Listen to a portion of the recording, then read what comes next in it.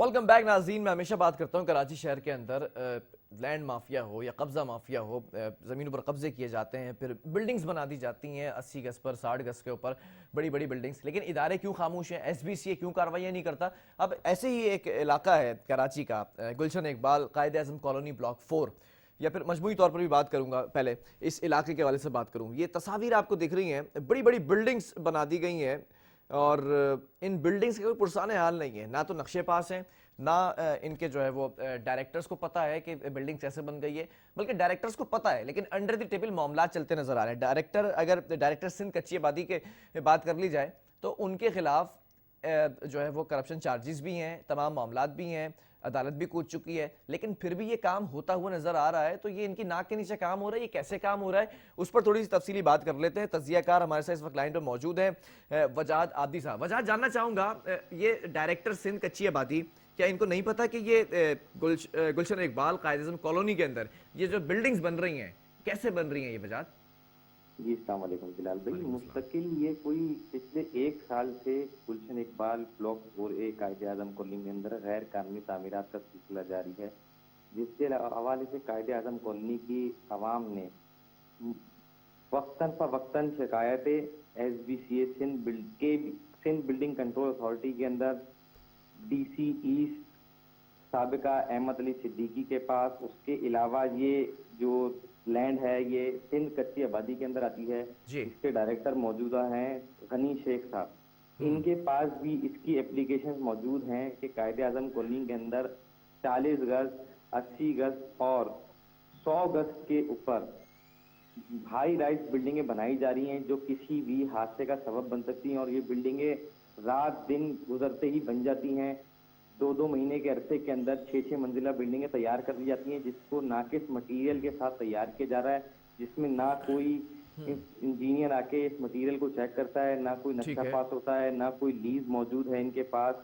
किसी भी किस्म की कोई कानूनी हैसियत नहीं रखती ये बिल्डिंग, मगर उसके बाद भी डायरेक्टर और सिंध बिल्डिंग कंट्रोल अथॉरिटी से जब सवाल पूछा जाता है इसके हवाले से। वजात, अगर किसी भी इलाके के अंदर घर की तामीरात में काम जो होता हुआ नजर आ रहा होता है, तामीरात की जा रही होती हैं, घर बनता है, छत डलती है, तो ऑब्वियसली जो मुताल्लिका कंसर्न लोग होते हैं वो वहाँ का विजिट जरूर करते हैं।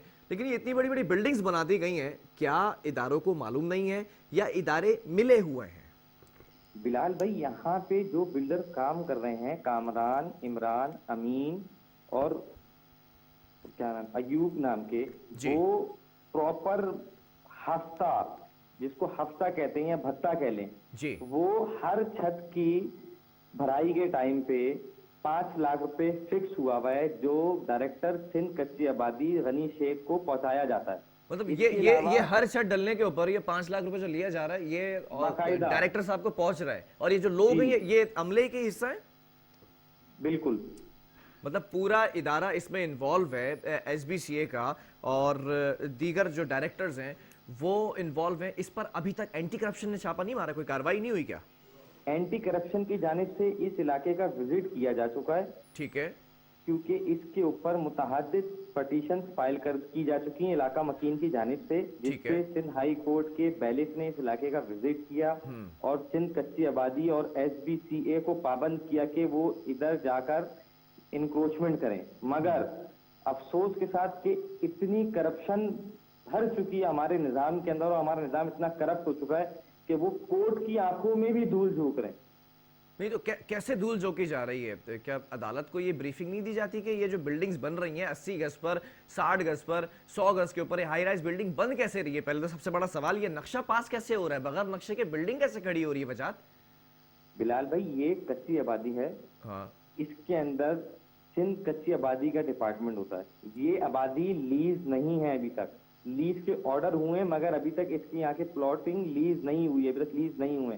यहाँ प्रॉपर मिली भगत के साथ सिंध कच्ची आबादी की और मुतालिका थानों की मिली भगत के साथ, मुतालिका थाने को भी 1-1 लाख रुपए पर छत के ऊपर जाया जाता है यहाँ से बता। मुख्तलिफ इदारे हैं जिसमें SBCA भी मुलविस है, गुलशन इकबाल टाउन इंक्रोचमेंट डिपार्टमेंट भी मुलविस है, DC ऑफिस से इकबाल नामी एक शख्स आता है वो भी इसके अंदर मुलविस है, जिनको मुस्तकिल बुनियादों पर पैसा दिया जाता है और यहाँ पे काम जारी है। नहीं तो इस पर, इन तमाम चीज़ों पर जो आपने नाम लिया कि डीसी का अमला भी मौजूद है, इसमें मुलव्विस है, एसबीसीए के डायरेक्टर्स भी है, डिपार्टमेंटल जो लोग हैं वो भी मुलव्विस हैं, और फिर एंटी इंक्रोचमेंट की अगर बात कर ली जाए तो वो पुलिस भी इसमें आ गई, वो भी मुलव्विस है। ये तमाम इदारे मिली भगत से ये काम कर रहे हैं और गैर कानूनी काम हो रहा है। मुतासरीन जो होंगे, कल को फिर कोई बिल्डिंग गिर जाएगी, फिर इसका जिम्मेदार कौन होगा वजात?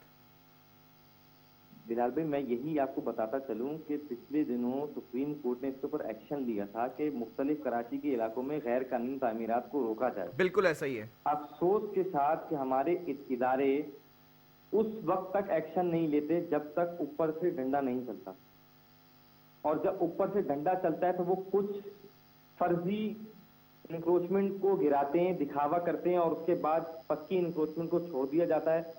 बाकायदा मुनज़्ज़म एक माफिया इसके अंदर मुलविस है।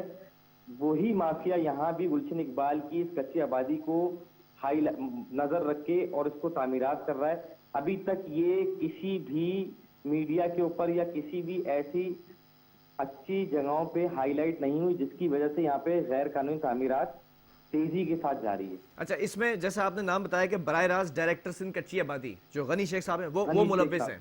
बिल्कुल ठीक है, मतलब ये मरकजी किरदार यही है। बिल्कुल, इसके ही बिल्कुल बराबर में एक इलाका है हाजी लीमू गोट, जिसके ऊपर पिछले दिनों सुप्रीम कोर्ट के अहकामात के ऊपर नाले की कटिंग की गई, जिसमें 300 से जायद मकानात को मिसमार किया गया डीसी ईस्ट की सरबराही में। मगर अफसोस के साथ उसी मकाम के बिल्कुल चंद कदम पर ये गैर कानूनी तामीरात जारी है। वहां एक तरफ तो गरीबों के मकानात को तोड़ा जा रहा है, मगर बिल्डर्स माफिया की गैर कानूनी तामीरात को बाकायदा नजरअंदाज किया जा रहा है। नहीं तो ये बिल्डर्स कौन है? इनको सरपरस्ती ऑब्वियसली डिपार्टमेंट्स की हासिल है, डिपार्टमेंट्स के पीछे फिर सियासी जमातें बैठी हैं कि पूरा निजाम चल रहा है। ये बिल्डर्स कौन है जो इतना पैसा दे रहे हैं कि सरकार और ये डिपार्टमेंट्स की जेबें नहीं भर रही हैं? इन बिल्डर्स की जड़ें तमाम पॉलिटिकल पार्टीज में मिली हुई हैं। ये लोगों को डराते हैं, धमकाते हैं, बदमाशों को उनके घरों पे भेजते हैं, जो इनके खिलाफ पिटीशन फाइल करता है या एप्लीकेशन दायर करता है, इसकी वजह से वो एप्लीकेशन बैक कर लेते हैं। इसी वजह से ये परवान चढ़ रहे हैं। आज ये आपने आपके शो के तवज्जुह से हम इस पे आवाज उठा रहे हैं, हम आपको बता रहे हैं, तो इंशाल्लाह मेरी इदारों से भी और तमाम मुतल्लिका जज साहिबान से ये अपील होगी कि खुदारा इसको देखा जाए, इस पे नोटिस लिया जाए, वरना कल को लियाकताबाद, लालूखेत और मुख्तलिफ इलाकों की तरह यहाँ भी हादसात मामूल बन जाएंगे। ठीक है, बहुत शुक्रिया वजाद, आप भी हमारे साथ इस वक्त लाइन पे मौजूद थे। खुदा ना करे कि ऐसा कोई नाखुशगवार वाक़या फिर पेश आए, जैसे कि दीगर अल्लाह वाला टाउन में या गुलबर्ग में या गोलीमार में जिस तरह से इमारतें गिरती रही हैं और लोग मलबे तले दबते रहे। अब ये 80 गज पर, 60 गज पर, 100 गज पर ये जो कच्ची आबादी है, लीज ज़मीन भी नहीं है, उस पर ये हाई राइज बिल्डिंग्स बनाई जा रही हैं। एक तरफ सुप्रीम कोर्ट के ऑर्डर पर नाले की कटिंग की जाती है, 300 घरों को तोड़ दिया जाता है गरीबों के। अब ये जो बिल्डर्स बैठे हुए हैं, ये जो ठेकेदार मैं इनको कहूँगा माफिया, ये जो बैठा हुआ है, डिपार्टमेंट्स क्यों खामोश है? डायरेक्टर सिंध कच्ची आबादी गनी शेख साहब क्यों इस पर एक्शन नहीं ले रहे हैं, जबकि इन पर खुद भी करप्शन के चार्जेस सामने आ चुके हैं, एंटी करप्शन भी आ चुका है बीच में मैदान में, अदालत भी बीच में आ चुकी है। लेकिन किन लोगों की सरपरस्ती हासिल है? खुदारा इस पर जो डिपार्टमेंट्स है वो इस पर नोटिस लें, तभी बेहतरी हो सकती है, वरना बिल्डिंग्स पर बिल्डिंग्स गिरती रहेंगी। प्रोग्राम का वक्त खत्म हुआ, आपके फीडबैक का मैं मुंतजर हूँ। आपने अपना फीडबैक मुझ तक जरूर पहुंचाना। जब तक के लिए बिलाल खान और मेरी पूरी टीम को दीजिए इजाजत। अल्लाह हाफिज।